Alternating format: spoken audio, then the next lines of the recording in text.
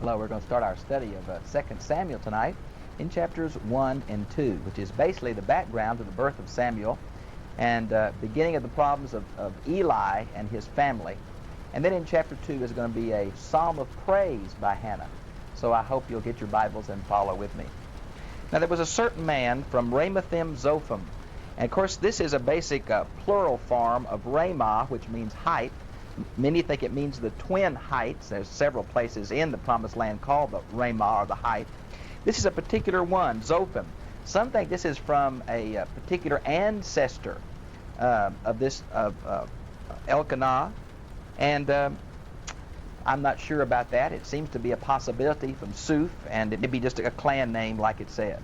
Now Ramah is the place where Samuel's hometown is going to be. His ministry is going to be focused from there. He's going to be buried there. You see that from 1 Samuel chapter 7, verse 17, 15:34, 16:13, 19:28 through 23, and 25:1, Ramah. It says, the hill country of Ephraim, and his name was Elkanah, the son of Jehoham, and several lists of the ancestors here. Now we learn from 1 Chronicles chapter 6, verses 22 through 28, and verses 33 through 38, that he apparently is a Levite. Well, how can it say here that he is an Ephraimite? Well, apparently the Levitical cities, 48 of them we learn from Joshua, were spread out throughout the tribal allocations, and the Levites that lived in those tribal allocations apparently sometimes took on the name of that tribe, though they were still Levites, and that seems to be the idea here. And he had two wives. This was not the norm. Apparently he was a wealthy man. Maybe it was because Hannah was barren and he wanted children that he took the second wife. That's usually the main reason. And here he has two wives. One named Hannah, which means graceful, and the other was Peninnah, and which means a red pearl, sometimes translated red coral. Had children, but Hannah had no children. Now this is a pattern we've seen before. Here is someone who's barren, and they're going to be the one God chooses to show that he's in charge of his world. You might want to see, well, it's just several times in here. It's been true of Sarah, it was true of Rebecca, and on. Now it's true of Hannah. Notice it says, now the man went up from his city yearly. Now back in Leviticus 23 and also in Exodus 23, it talks about 3 yearly feasts. How come this yearly? Well, we learned from Judges 19:21 that there was a yearly feast at Shiloh, and apparently this man was doing the best he understood, and he was going up once a year, which shows his devotion to the Lord, to worship and sacrifice to the Lord of hosts.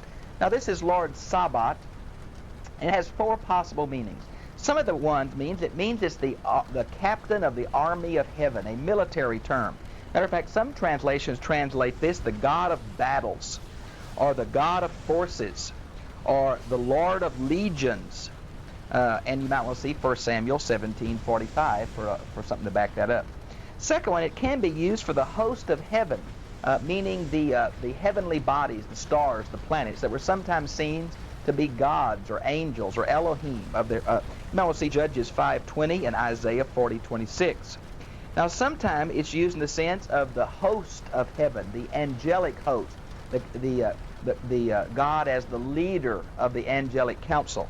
And you might want to see Joshua chapter 5 verses 14 and 15. It's often used in a special background to show that God was with his people Israel, and I think that's the idea here. It means he is with the multitude of Israel, the legion of Israel. And those are the different possibilities.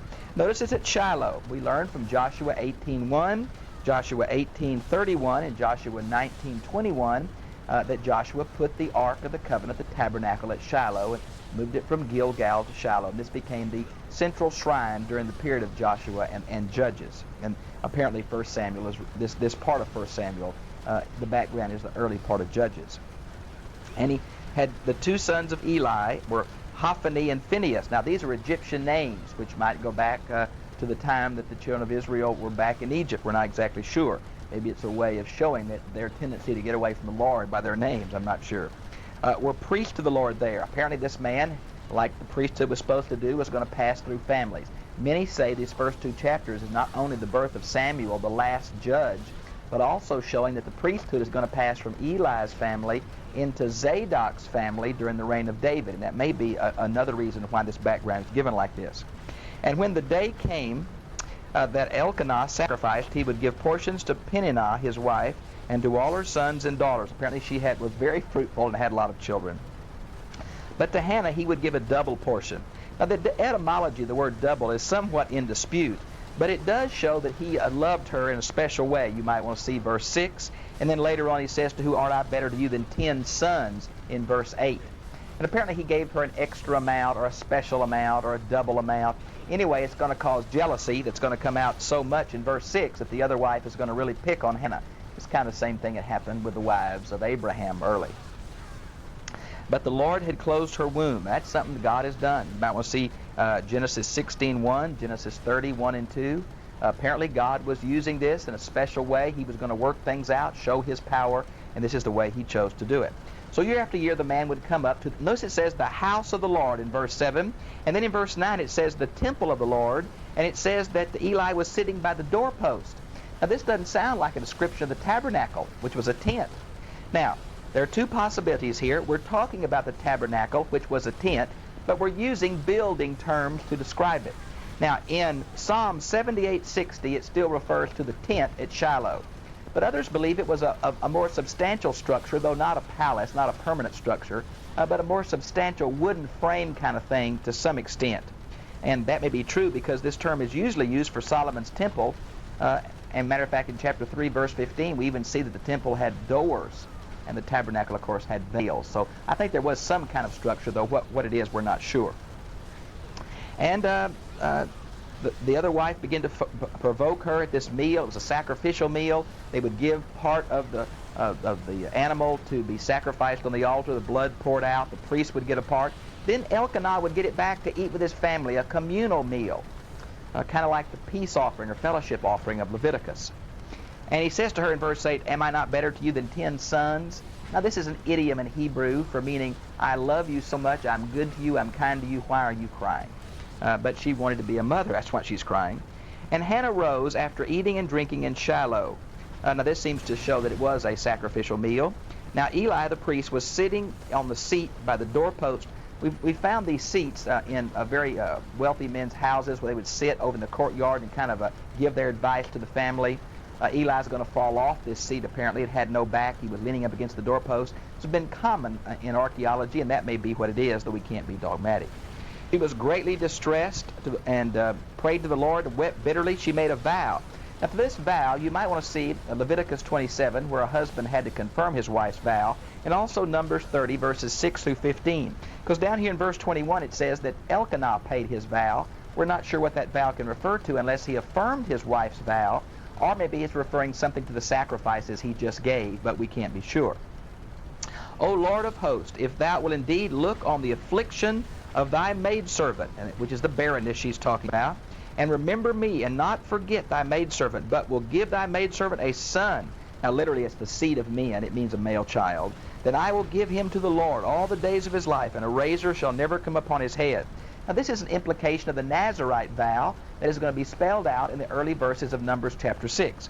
The Septuagint has an expanded form here about no wine. The Septuagint, in many places in Samuel, because the Hebrew text is somewhat in disarray, helps us understand that the Septuagint is longer, but we have found a Hebrew ancestor in the cave number 4 at Qumran that seems to follow the Septuagint manuscript instead of the Masoretic manuscript, which shows that the ancestors to the Septuagint were also ancient Hebrew manuscripts. I'll point several places out to you in this study what the Septuagint says. Here it adds the idea of wine, which is another part that the Nazirites have to totally stay away from. Then in verse 12, now it came about as she continued praying for the Lord, and Elkanah was watching her mouth. Now this seems to be unusual. He's going to accuse her of being drunk. Now this says two things to me. Number one, possibly silent prayers were not very normal in that day. And number two, that drunkenness apparently was normal even at the temple during some of these sacrificial meals with families. And so he had seen it enough to know, and maybe he was shocked by the silent prayer. We're just not sure. He accuses her of being drunk, but she says, oh, that's just not true. And in verse 15, she tries to describe what's happening. No, my Lord, I am a woman oppressed in spirit. I have drunk neither wine nor strong drink. Now, strong drink is different kinds of additives to wine to make the alcohol content more. But I have poured out my soul before the Lord. The word here for soul is the word nephesh. Many have said this is a good passage where the idea of the blood poured out at the altar, the Hebrews thought the life was in the blood, but here the nephesh is connected with the blood. As the breath, which is the spirit here, goes out of the body dies. As the blood was poured out, the body dies. And some say we're connecting the nephesh and the blood here because the word poured out. But I'm not sure we can do that. That's pushing it a little hard here. Do not consider your maidservant to be a worthless woman. Now, this is the word Belial. It's used in the Jewish apocryphal literature as a title for Satan. But in the Old Testament, it just seems to me a worthless fellow, someone who is no good. And she's saying, I'm not that. And so it's obvious here that drunkenness among women was condemned, and this is an idea we can see that. Then Eli answered and said, Go in peace, and may the God of Israel grant your petition that you have asked of him. Now, the word ask here is going to be a play of this word several times through here, because the word ask is going to be the root of Samuel's name. And she said, Let your maidservant find favor. Now, the word Hannah and the word favor is a play on the Hebrew here. In your sight. So the woman went away and ate, and her face was no longer sad. The fact that she went back and ate shows that she believed that God was going to answer her request. She believed the priest had the ability to bless. This is one of the few examples in the Bible of a priest blessing an individual worshiper. But apparently she believed what God was going to do for her, and she went back confident that he would work it out some way. Now, when it says in verse 18, the Septuagint adds this, and she entered the dining hall. Many of us believe that it's quite possible that next to the central sanctuary was a special room for these fellowship meals, and that is seemed to implied here in the Septuagint, which may be a better text, at least in 1 Samuel. Now, then they rose early in the morning, worshipped before the Lord, and returned again to their house at Ramah, and Elkanah had relations with his wife. This is the word he knew his wife, Genesis 4:1. The word know becomes a metaphor of intimate knowledge. And so when it says that Phinehas and Hophni knew not the Lord, it doesn't mean they didn't know about the Lord, didn't know some of the rules, didn't know his names. They didn't have an intimate relationship with him, and that's going to be settled right here as it talks about he knew his wife. And, of course, the Lord remembered her. This same thing is mentioned in Exodus chapter 2, verse 24. Usually you want the Lord to forget because it's the ideal of sins. But to remember your request, remember your need, is the metaphor here to describe how the Lord cared about her. And she conceived and gave birth to a son and named him Samuel. And here's the popular etymology, because I have asked him of the Lord. Now, really, this is closer to the name Saul. But there's a play on the word here. Literally, Samuel means his name is El. Now, this could mean that Samuel called in the name of the Lord, or the idea could be here that Hannah called in the name of the Lord. I'm not exactly sure which it is. It's kind of a play on the word named, where Saul is a play on the word ask. Now, notice if you would in verse 21 where it says, And the man Elkanah went up with all his household to offer to the Lord yearly sacrifice and pay his vow. I think it's related to Hannah's vow about the boy. Because the next verse says, But Hannah was not want to go up. Why? Because she promised the Lord when she went she would give this boy away. Apparently she wanted to keep him and wean him. And we know from the ancient world that the nursing was thought to be a way of birth control for some people, and we know that even nursed children 2 or 3 or 4 or 5 or 6 years. Matter of fact, from 2 Maccabees chapter 7, verse 27, we have a 3-year weaning example. So I think Samuel was several years old when Hannah brought him initially. This meant that she had time to train him at home and teach him about the Lord in these early formative years. And Elkanah says, You do whatever you want to, and when he's old enough, you bring him. Now, when she had weaned him, she took him up with her a 3-year-old bull. Now, this 3-year-old bull comes from the Septuagint. The Masoretic text has 3 bulls, but that doesn't fit. It's the age that made it sacrificially acceptable. And here we have other things about flour and a jug of wine, and several things were involved in the sacrifice, so the priest would have more than just meat to eat. And the Septuagint adds a little phrase here at the very end of verse 24. Now, mine says, although the child was young. But the literal Masoretic Hebrew text says, although the boy was a boy. Well, that doesn't make much sense. Here's the addition in the Septuagint. And this also been found in cave number 4 of the Qumran scrolls. And the boy was with them, and they brought him before the Lord, and his father killed the sacrifices, as he did year by year before the Lord, and she brought the boy. Now that seems to make much more sense, and I think the Septuagint there probably has a better reading. Now verse 25, they slaughtered the bull. Notice that the man participated in the killing of the animal, and the priest just caught the blood. The sacrifice was a pretty gory thing, and the man who brought it had to skin it and kill it and many other things that we're surprised about. And notice it says, and she said, "O my Lord, as your soul lives." Now this is a play on the name for Yahweh, which is from the Hebrew verb to be. As your soul lives, as the Lord lives. This is a play on that, an oath. I am a woman who stood before you praying to the Lord. And this shows that standing while you sacrifice and praying was the common thing of that day, not kneeling. This is the boy I pray, and the Lord has given me my petition. I ask, there's that play, of him. So I dedicate him to the Lord as long as he lived. Now, Nazirite vows were limited. This was a permanent. He is dedicated to the Lord. Now, all these are a play on the word ask. Petition, ask, dedicate are all forms of the word ask, which kind of a play on Samuel's name. Now, in chapter 2, I want you to notice this is the praise of Hannah. There is some problems in this because it mentions a king, and there's not a king yet. And some wonder if Hannah wrote all this or if it's a later insertion by a later hand in Hannah's name.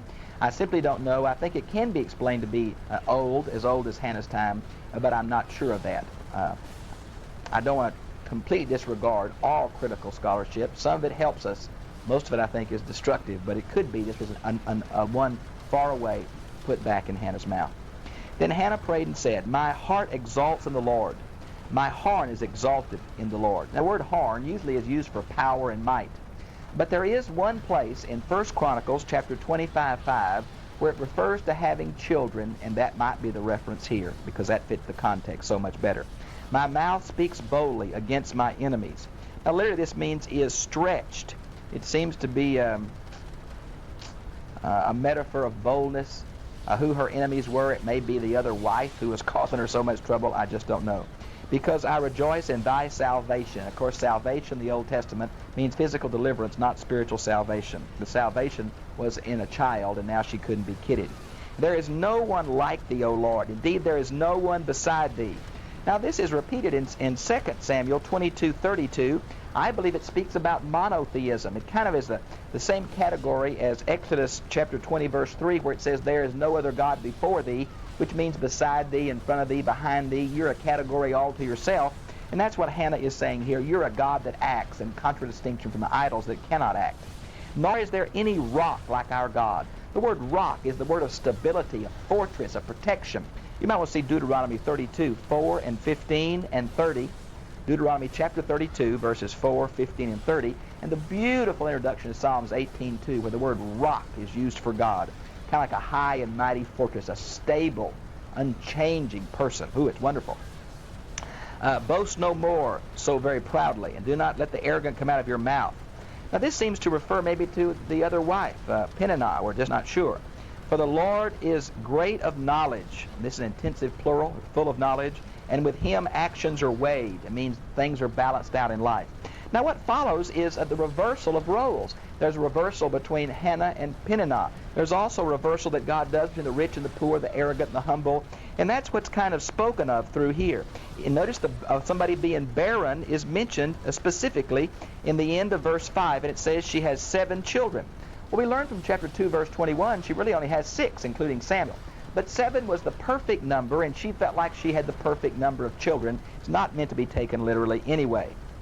And she who has many children languishes. And of course, I think it's a reference back to women who have more kids but don't trust the Lord. The Lord kills and makes alive. He brings down to Sheol and he raises up. You might want to see chapter 32, verse 39 for kind of another parallel for this. Many have wondered if this is talking about an afterlife. And it's quite possible that it is. But it also may be talking about physical health, that he brings people to the point of sickness and brings them back alive. Some say it even might refer to the idea of having birth. And if it is birth, making one alive, then it refers again to this supernatural birth of Samuel. And in context, you can't tell. Now, Sheol is, of course, the realm of the dead, Hades, and it's a parallel to death, okay? Let's see. Notice that God's in control of history is the thrust of verse 8. Matter of fact, the Septuagint of verse 8 even adds this little phrase, granting the vow to the vower. And, of course, that fits the context of Hannah's prayer and vow to God. It makes a lot of sense. God is in control of history. He's going to set things straight. He's going to reverse the roles that evil society gives to men. He keeps the feet of his godly ones in verse 9. What's the idea of that? Well, this is the classical Old Testament passage about God's going to bless those who love him, and he's going to temporally judge those who don't. It's the idea about keeping a man's feet on a straight path, that God's word is a light into my path, and it's that kind of structure here. It's a classical ancient theology from the Old Testament. Those who contend with the Lord will be scattered. Among them he will thunder in the heavens. Now the word thunder here, he, may be a eugoritic pronoun or a word for the exalted one, and that may fit the ideal better. Verse 10 really might refer to the idea that God's going to reverse the roles of Eli's house. Now Eli is an ancestor of the priest Abiathar, and we learned that Abiathar is going to go with one of David's sons, Adonijah, in rebellion, and when he does that, he's finally exiled by Solomon, and another priestly line, Zadok, takes over. And some say that verse 10 is a way of referring to the Eli's descendants cut off, including Abiathar, and the instatement of the Zadokian priesthood in the reign of David, but I'm not sure we can go that far. Notice it says the Lord will judge the ends of the earth, a universal judge. And the mention of king here and the mention of his anointed is quite unusual. There's not a king yet. It may go back to the prophecy in Deuteronomy, or it may speak of the Messiah who was seen as king, the coming one. We're just not really sure about this reference to king here. This is probably the best commentary out on 1 Samuel. It's 1 Samuel by Garden in the Bible Interpretation Series, the Library of Biblical Interpretation, put out by Regency, which is a company of Zondervan. It's probably the best one on 1 and 2 Samuel. Notice it mentions here that Elkanah went home. They left the boy with the priest. Now verse 12. Now the sons of Eli were worthless men. Same term, Belial, worthless. You might want to see Deuteronomy 13:13 and Judges 19:22. They did not know the Lord. They knew about the Lord. They just didn't know him in a personal way. That's the problem here. And the custom of the priest and the people. Now what we're going to find, the custom is mentioned in Leviticus 7:29 through 34, about how much of the sacrifice they are to get and when they are to get it.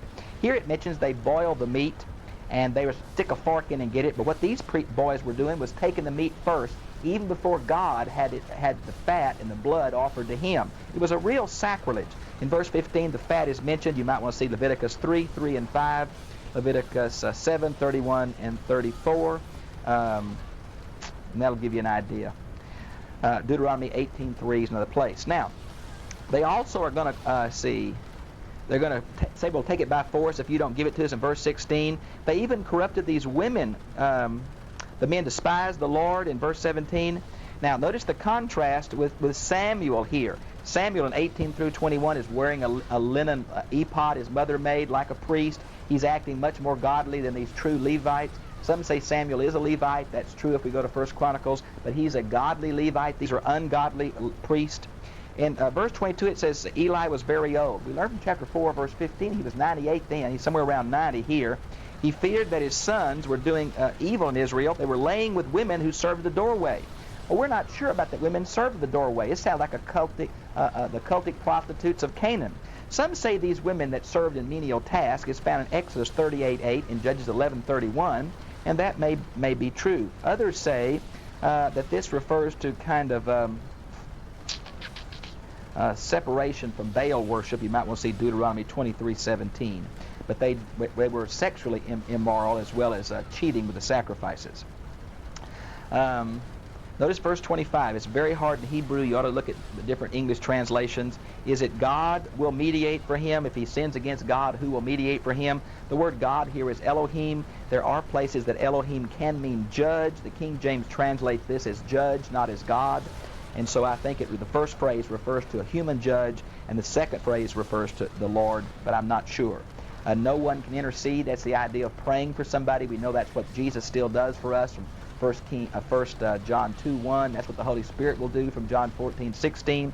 And it's an Old Testament sense that God intercedes for his people too. Notice in verse 27 and following, we have an unnamed man of God. We're not sure who he is. God does not speak directly to Eli. He speaks directly to Samuel, but not to Eli. And here's another unnamed prophet. It seems to show that the Eli and his line are going to be cut off. We see how that happened to one of his descendants, Abiathar, in 1 Kings 2:27, because he followed after Adonijah and was not faithful to David. That may be the reference here, though I'm just not sure. In verse 30, we see how this was supposed to pass on to his children. and that we see that this priestly line was meant to move through the family, Exodus 29:9, Numbers 25:13, but there was a problem here, and he will be excluded. Now, the sanctuary is going to be destroyed. We feel like archaeologically, we think it happened around 1050. We might want to, it's referred to in the book of Jeremiah 7:12, Jeremiah chapter 26, verses 6 and 9. Archaeology confirms the destruction here. Eli will die. We'll learn more about that in chapter 3. His sons will die. The sanctuary is destroyed. The ark is stolen. The place is burned. And that's going to be a problem. Verse 33 promises he won't kill everybody of Eli's line. There'll be someone left because Abiathar is going to be in the line of Eli. And notice in verse 35, but I will raise up myself a faithful priest. We think that refers to Zadok, 1 Kings 2:35. I will build him an enduring house. This is very similar to 2 Samuel chapter 7, where it talks about building the dynasty of David. Here we're talking about the dynasty of a faithful priesthood. It's a play on the word house. It's not house in the sense of a building, but house in the sense of a lineage, descendants, and that's what it here. And then in verse 36, the priests that are left will be relegated to poverty. And so we see how the line of Eli is being excluded, and a new family of Levites are going to be priests. And this may be a prophecy that refers to what's going to happen with Abiathar and Zadok, or it may just be to Eli's particular family, the death of his two sons, Phinehas and Hophni. These two chapters set the stage for the rest of the book, God beginning the monarchy and God moving from a judge into the prophet. Samuel is a mediator between both of those. I have really enjoyed being with you, and we'll do chapter 3 next time. God bless you. Have a good day.